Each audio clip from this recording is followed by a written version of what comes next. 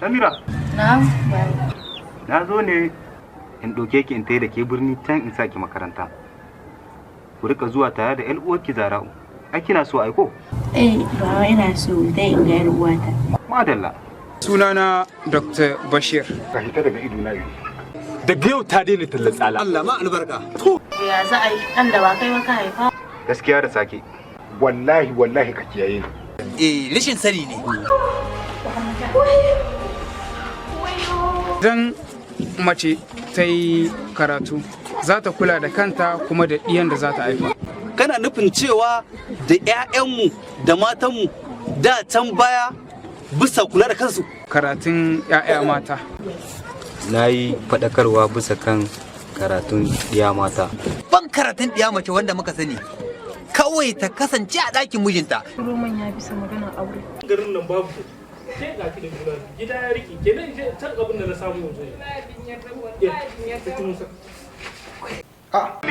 Kudi yadda za a yi wannan hurhuren wallahi in ba larura ba ce ba ta hudo ta akwai abin da ya shawa. Ina da ribi yaro karami da kai har yi wani hajji hurhuren take da saka. Abin ne yana kona mu rai. Kai ne in muka yi arme alibi za mu zauna ko? Ka sha kin kammala karatunki har kin samu aiki. Ka gani nan ba da kyau kuma ba da daɗi. Gama. Kin ga wannan yanzu wannan daga wurin malami ganye miki. Ya ce a jika mata a dan balakan wa kaɗan. Jantin Allah da ta sauka.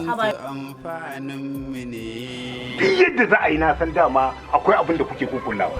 To mu haka muka sani. Haka ne ranka dole. Da gaske? Tashi buta je ka gari yana tambaya da kai ka. Zara ya malatun naki. Wallahi da sauki kaga yanzu ma daga magazin da ke na ɗauko serum zan je in samu. Kenan dai kai ma abin da na faɗa duka ne ɗaya ne. Ga karatun ɗiya mata yana da matuƙar muhimmanci.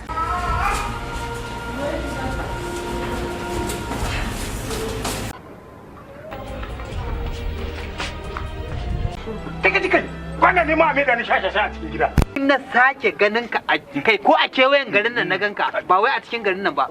Zan haɗa yara gaba ɗaya yaran gari a gangama a ma iwu a kwashi duwatsu a ma jip kai a ma kore kare kwata-kwata daga garin nan an kwa. Idan ku yi nazari mata iyaye gummi ne, haƙin mu ba su shi ilimin karatun zamani. Idan sun ƙarƙare kusa ni fa amfaninmu ne, Kurabi yana faɗa makula da tarbiyyar mace.